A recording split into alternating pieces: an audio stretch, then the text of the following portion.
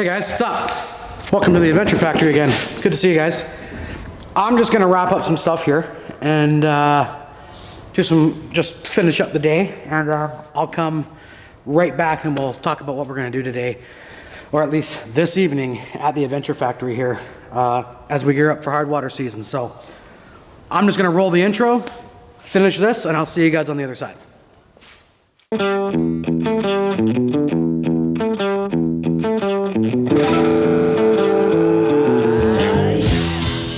Welcome to Blindman Outdoors. I'm Dave, and I've been exploring my whole life, from my hometown in the Blindman River Valley to the jungles of South America. 4 years ago, I left an old life behind to chase a passion full-time. Now, I built Canada's Yucatan camper and the Alberta Outdoor Adventure Expo, all while continuing to explore and experience the great outdoors. You see, I believe we're called to live free and be wild, and if you do too, then this is the place for you.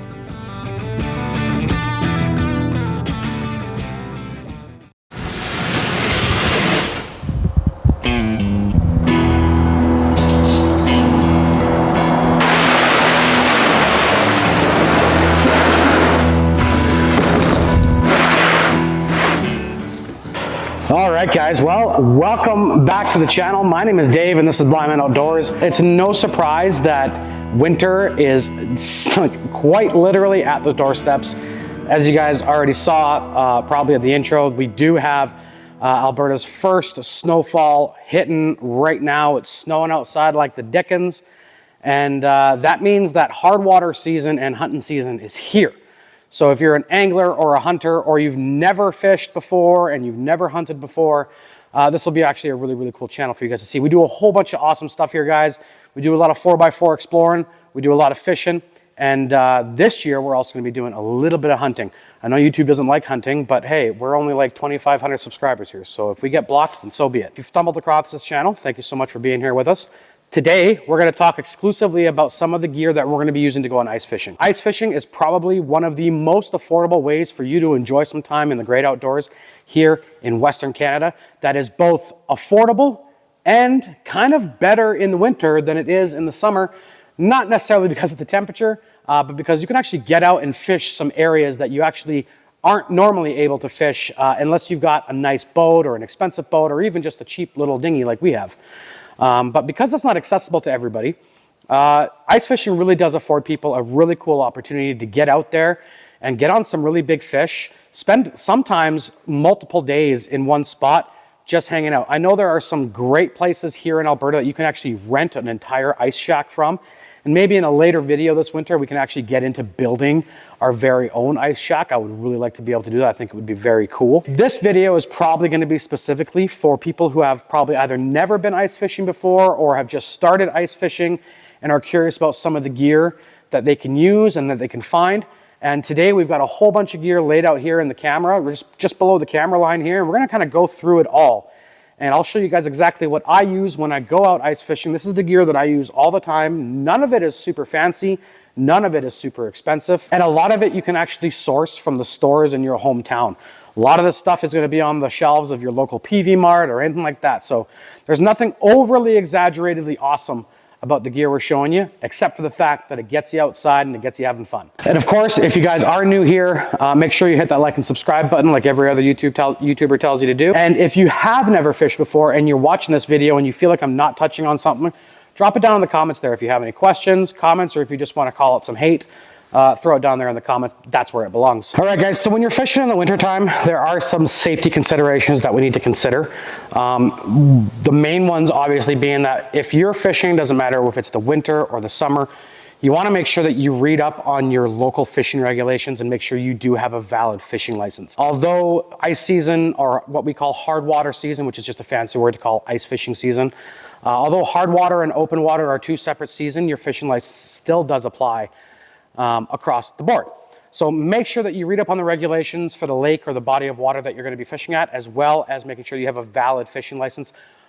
When you're out on the ice, you really want to make sure that your ice is thick. And the best way to do that is to make sure that you're doing a hole. So you want to make sure that you're drilling a hole every few feet when you're going out on the ice or carrying a spud bar. Now, a spud bar isn't the best and the safest way to do this, because it still does require you to be above the ice where you're hitting.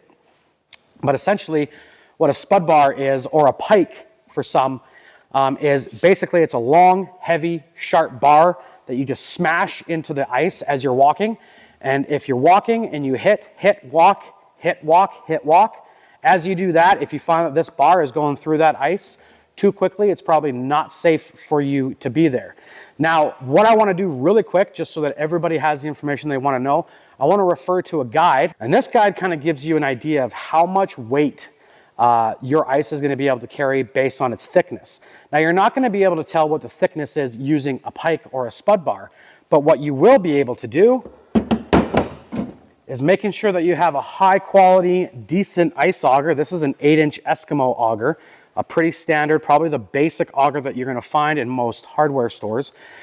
Is you're going to drill yourself a sight hole, you're going to measure the thickness of the ice, and that's going to determine if you're going to move forward or not. Guys do fall through the ice, and worst case scenario, they'll actually drive a pickup out there and that pickup gets stuck in the ice.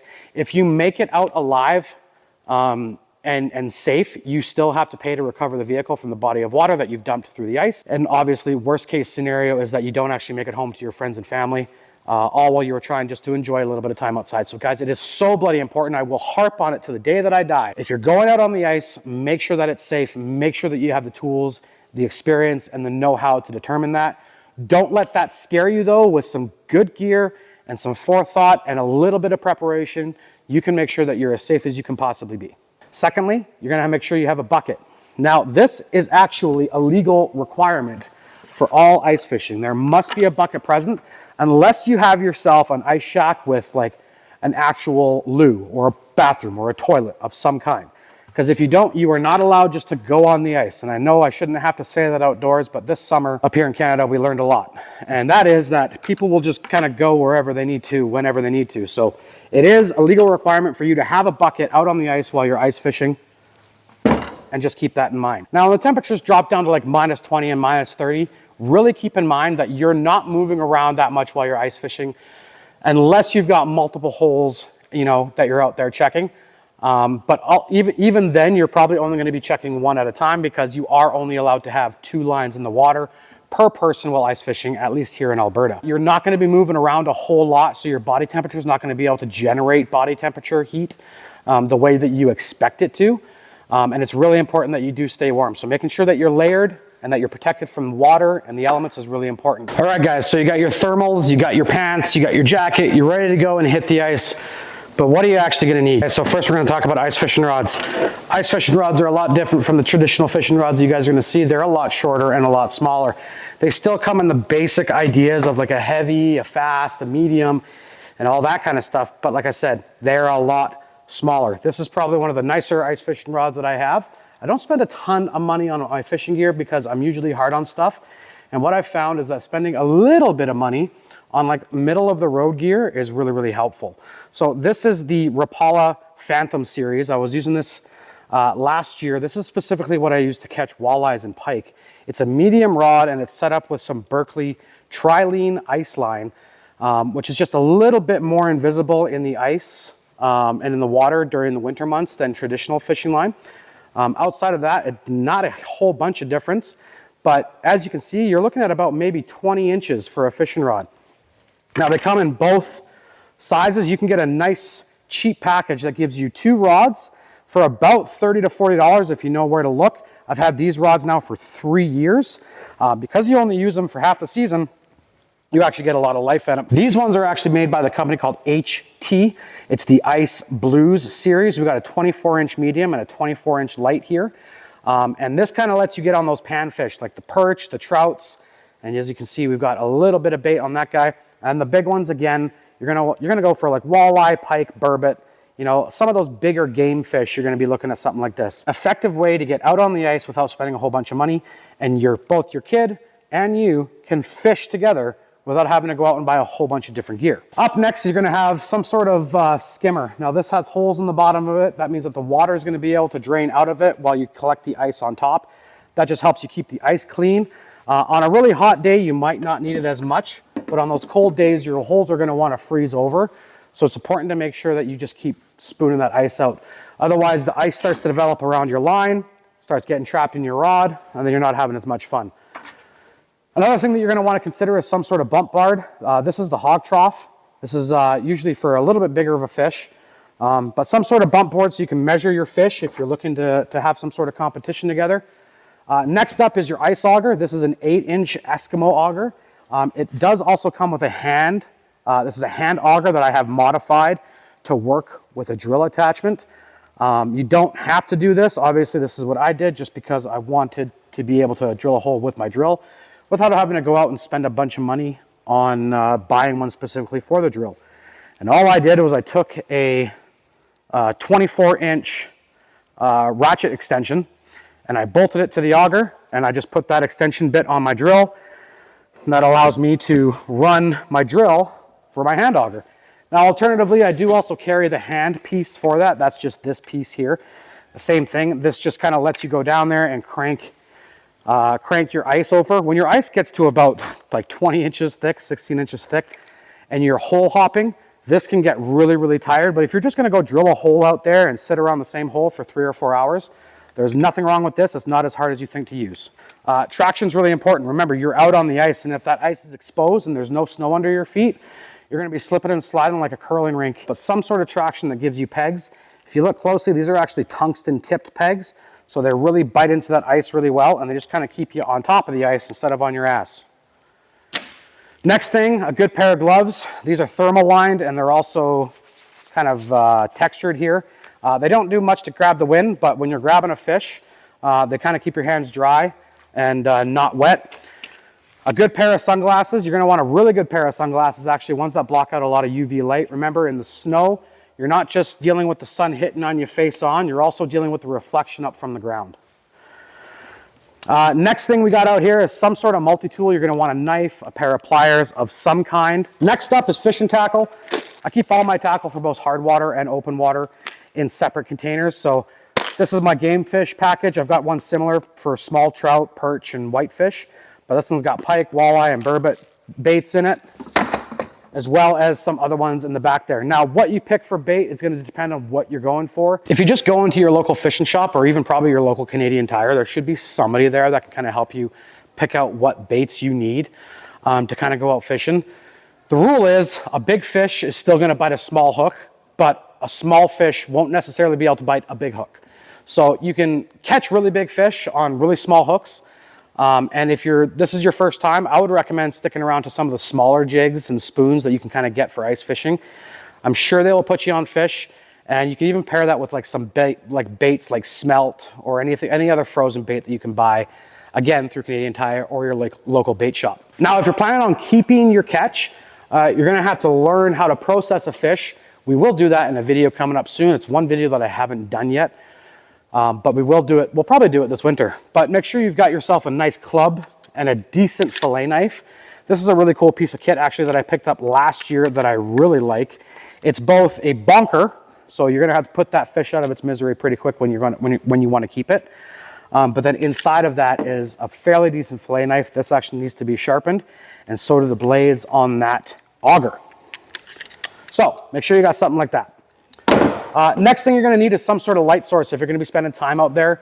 It is winter, so that sun's going to set a lot faster. You don't want to be caught out on the ice without some sort of light after dark. It just gets a little hairy depending on the lake that you're going on. If there's no cabins or houses around the perimeter and that sun goes down and you don't have a moon and you don't have any stars, it can get pretty dark. And if you've got yourself turned around, you're not sure which way you're facing, it can be a real miserable time trying to get back to the boat launch or wherever else you put on. Wherever you put on to the ice is where you're going to want to get off the ice, because that's where your truck is sitting, and you're going to be hauling a whole bunch of gear. You don't want to be, 2 miles, 3 kilometers, half a mile from the boat launch when you leave the ice. So just keep in mind, you want to carry a nice good set of lights. If you don't have a multi-tool, that's okay. Just get a set of needle nose pliers. These are really important. They help get the hooks out of the fish without doing too much damage to the fish. I know that seems counterintuitive, but the longer a fish stays out of water, the less likely it is to revive itself when it goes below the ice. So just proper fish handling skills. Make sure you guys got a set of pliers and try to pull those hooks out as quick and as painless as you can. Next up, guys, we're going to talk about heat. Now, there's really two ways about this. Okay, so if you guys are new to this, then this might be even a little bit too much. But if you are gonna buy yourself an ice shack, or you're borrowing an ice shack, or maybe your dad has one in the garage, or someone has one you can borrow, a buddy heater is a really, really nice way to add a little bit of comfort to your time out on the ice, especially if you do have a shack over top of you. Now, there's a lot of anglers that are switching away from the buddy heater, which is a catalytic propane heater, and go into like a wood stove or a diesel heater.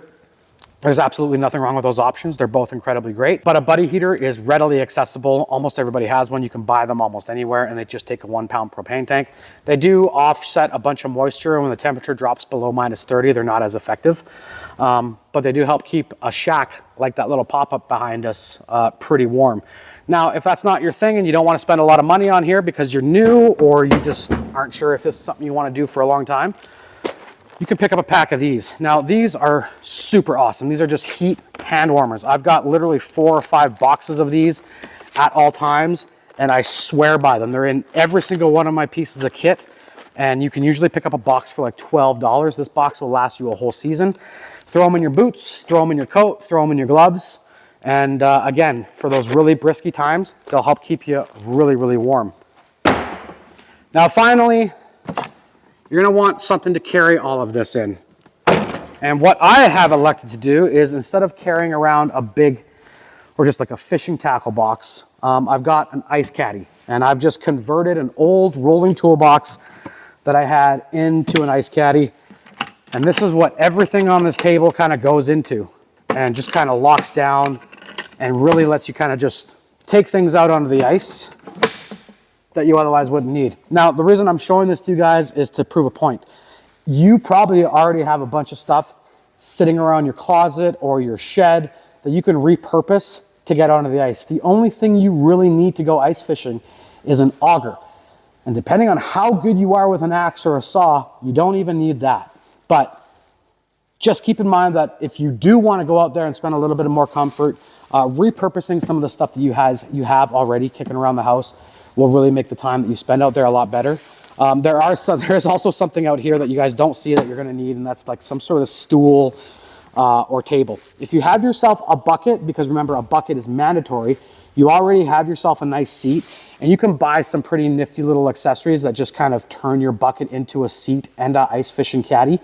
I'll share some pictures right over here as to what that might look like, and then I'll also put some links down in the description as to where you might be able to pick some of those up.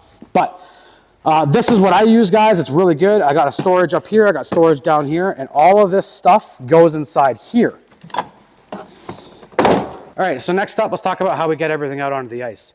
Now, when you've got a bucket like this, and let's say you've got one of those things we just looked at, like the seats with the caddies on the side, you probably don't actually need much more than this. You can throw almost everything you need inside of this bucket and just walk out with some nice boots and your fishing rods and some bait, and have a great day out on the ice like this. But if you did end up picking yourself up a little bit of extra gear, you're going out for an overnight and you're gonna stay a night in a shack, picking up a Pelican sled like this guy is really, really handy.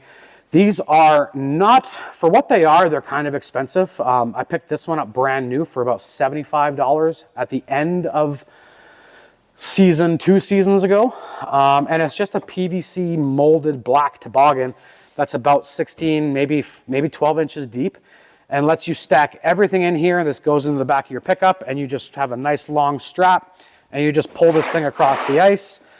It's super, super convenient.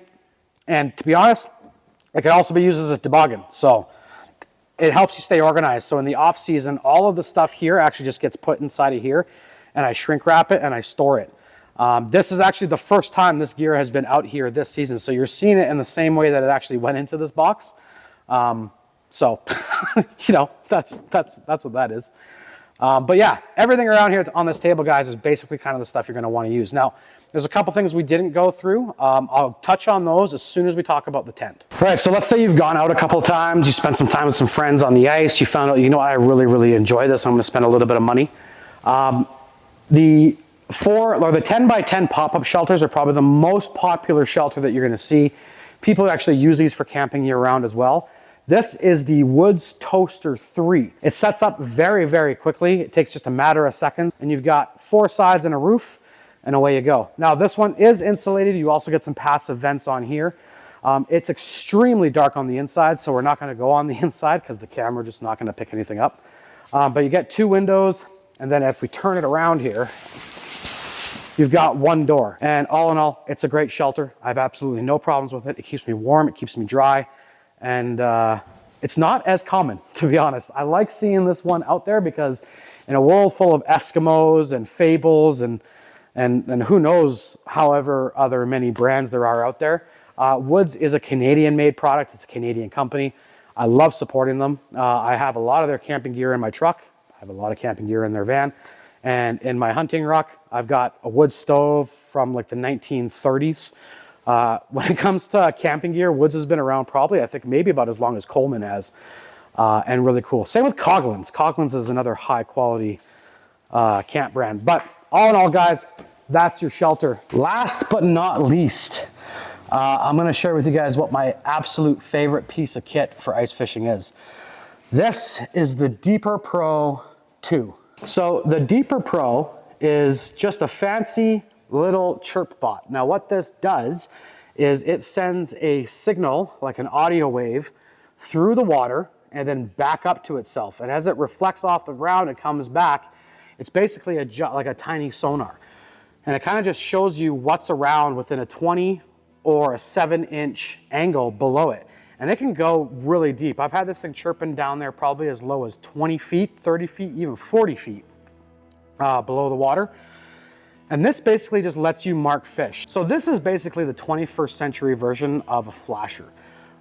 It basically gives you an app that you can plug into your phone or a tablet. I use a Samsung S22 tablet exclusively for ice fishing. And how it works is you just kind of turn it, you undo it, and to charge it, you charge it via a micro USB right in there. And then the ball top kind of just goes onto it. And it's got that orange piece is a rubber seal. And you tighten it closed, make sure your lines match up there so that you know that it's closed. And that kind of just sits in one of the holes that you drill and lets you actually be able to mark fish underneath the water. To be honest, you don't even need this. If you're going out ice fishing for the first time, get yourself a bucket, a fishing license, and a friend, and a couple of rods and some smelts, and just go drill a hole, hang out on the ice, and have a good time. All right, guys, so that's what I got for you today. I am super stoked to get ready for hard water season. As you can see, I absolutely love going through my kit. What I'm gonna do now is pack everything up, make sure that it's ready to go, get it back into the sled, and I'll probably spray a layer of WD-40 on the bottom of that sled, just so as soon as the ice hits, we can get out there. Remember, the basics is you're gonna need an auger, you're gonna need some fishing rods, some fishing line, a bucket, your fishing license and regulations and knowing where you're gonna go, and then just go out there on the ice. Remember, check the ice. Ice safety is the most important, especially on early ice. Don't be so eager that you need to be the first one out there to do ice fishing. Avid outdoorsmen, my friends, I'm talking to you guys. I know it's fun to be the first one to get out on the ice and start fishing ice season. But remember, the season does have an opener for a reason. Remember, guys, stay safe out there, live free, be wild. We'll see you on the next one.